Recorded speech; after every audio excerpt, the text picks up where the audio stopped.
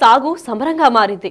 పచ్చటి పంట పొలాలను అడవి జంతువులు ధ్వంసం చేస్తున్నాయి, విధ్వంసకాండను సృష్టిస్తున్నాయి.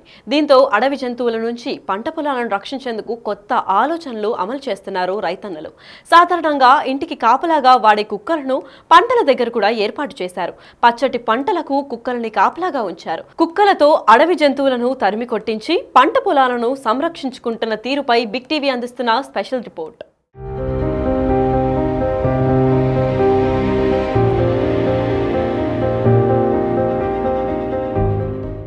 కుమరంభీం జిల్లా సిర్పూర్ మండలం ఇటిక్యాల్ పహాడ్ గ్రామంలో దట్టమైన అటవీ ప్రాంతం ఉంది. ఈ గ్రామంలో ప్రతి పంట పొలానికి ఓ కాపలా కుక్కుంది. ఆ కుక్కలే పంట పొలాలకు కాపలా కాస్తున్నాయి. అటవీ జంతువుల నుంచి పంటలను కాపాడుతున్నాయి. కర్షకులకు బాసటగా నిలుస్తున్నాయి. రాత్రి పగలు చేను వద్ద కాపలా కాస్తూ పంట పొలాలు ధ్వంసం కాకుండా కాపాడుతున్నాయి. ఇటిక్యాల్ పహాడ్ గ్రామంలో సాగుకు యోగ్యమైన భూములున్నాయి. ఆ భూముల్లో రైతులు కంది, మొక్కజొన్న, పత్తి, సోయా, వేరుశెనగ, సోయ పంటలు, కూరగాయలు, వంకాయ, టమాటా, చిక్కుడు, బెండ, బీరకాయలు వంటి పంటలు సాగు చేస్తున్నారు. దట్టమైన అటవీ ప్రాంతంలో పంట పొలాలు ఉండడంతో అడవి పందులు, జింకలు, దుప్పులు మందలుగా వచ్చి ధ్వంసం చేస్తున్నాయి. పందులు ఆహారం కోసం పంటల్లో తవ్వుతున్నాయి. దీంతో వేల రూపాయలు పెట్టుబడితో సాగు చేసిన పంటలు నేలపాలవుతున్నాయి.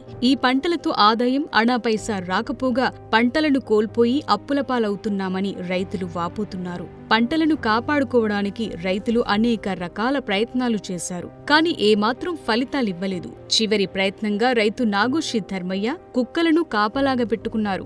కుక్కలు పంట పొలాల వద్ద కాపలా ఉండటం వల్ల రాత్రిపూట అడవి పందులు దాడి చేయటానికొస్తే అరుస్తాయి. ఆ కుక్కల అరుపులతో అడవి పందులు పారిపోతున్నాయని, దీంతో అందరూ రైతులు ఇదే సూత్రాన్ని పాటిస్తున్నారు. పంటలపై అడవి జంతువుల దాడులు తగ్గడంతో ఆదాయం పెరిగిందంటున్నారు రైతు నాగోరావు. పైగా కుక్కల కోసం ఖర్చు లేదు. ఉదయం, సాయంత్రం వాటికి ఆహారం పెడుతున్నామని చెప్తున్నారు. కుక్కలను కాపలాగా పెట్టడం వల్ల పెద్ద ఖర్చు కూడా ఒరిగేది లేదని అంటున్నారు. మేము సుమారు 40 సంవత్సరం నుంచి ఇక్కడ పోడు వ్యవసాయం చేస్తూ జీవిస్తున్నాము. కానీ ఈ మధ్యలో పులి భయం అనేది ఎక్కువ ఉండేది. కానీ ఇప్పుడు మా పంటలు నాశనం చేయడానికి పందుల బెడత ఎక్కువ ఉన్నది. పందుల నుంచి మేము రక్షించుకోవడానికి మా ఇంటికాడ ఉండే పెంపుడు కుక్కలను పట్టుకొని పోయి మన పంటను కాపాడుకుంటున్నాం. కానీ ఇప్పటికి కూడా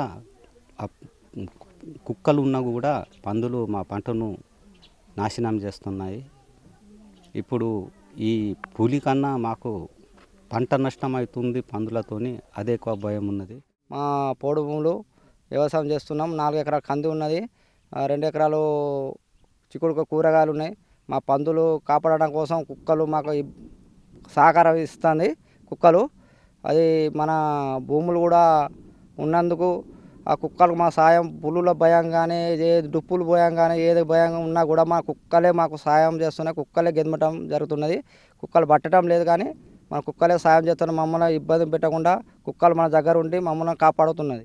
ఈ 4 ఎకరాల భూమి కంది పోసుకున్నాము. మాకు రక్షణగా ఈ పందుల కోసం ఈ కుక్క పిల్లని జాతుకుంటున్నాం. మా కుక్కని అదే రక్షణ. మాకు ఏమన్నా సప్పుడు వస్తే, ఏమన్నా ఎవరన్నా అత్తే ఇదే సప్పుడు మాకు తేలికే పడుతుంది. చేనులో ఇక తిరుక్కుంటూ ఉంటాం మేము. మాకు పందులతోటి బాగా బాధ ఉన్నది, బాగా ఇబ్బంది ఉన్నది. గతంలో పులితోటి బాధ ఉండే, ఇప్పుడు ఈ పందులతోటి బాధ ఉన్నది. ఊరు చుట్టూ అంతా వ్యవసాయం చేసుకొని, రైతు పని చేసుకొని బతికేటోళ్ళం మనము. మాకు ఇబ్బంది అవుతున్నది. ఈ పందులని గిద్దులని మొత్తంని కట్టిపెట్టాలి. ఇళ్ళపాడు గ్రామంలో ఊరి చుట్టూ పొంట ఈ కందులు, ఈ అనపకాయలు, చిక్కుడుకాయలు పోసుకుంటా బతికేటోళ్ళం మేము వ్యవసాయం చేసుకొని. ఈ పందులతోటి ఇబ్బంది ఉన్నది మనకు. ఈ ఉన్న భూములన్నా ఉంచితే ఇక ఇట్లనే మేము బతుకుతాం. మాకు ఇక పందులని కట్టిపెట్టాలి, అంతే ఇబ్బంది. కుక్కలని జాజుకుంటా ఈ ఊరుని కాపాడుకుంటున్నాం. ఈ చేనులని కాపాడుకుంటున్నాం. ఈ 4 కందులు పోసి 4 ఎకరాలు, ఈ 3 ఎకరాలు కందులు పోసి ఇక మా బతుకు ఇంతే అనుకొని ఇక సాలించుకొని బతుకుతున్నాం.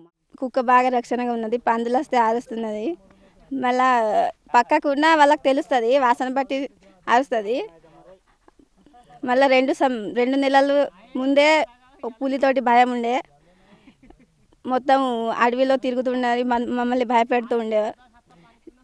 మళ్ళీ ఇప్పుడు పందులు బాగా ఇబ్బందిగా చేస్తున్నాయి. కంది చేనులను బాగా తింటున్నారు. మళ్ళీ వేరే పంటను కూడా పాడు చేస్తున్నారు. కుక్కలు ఉంటేనే కొంచెం కాపాడగలుగుతున్నాం.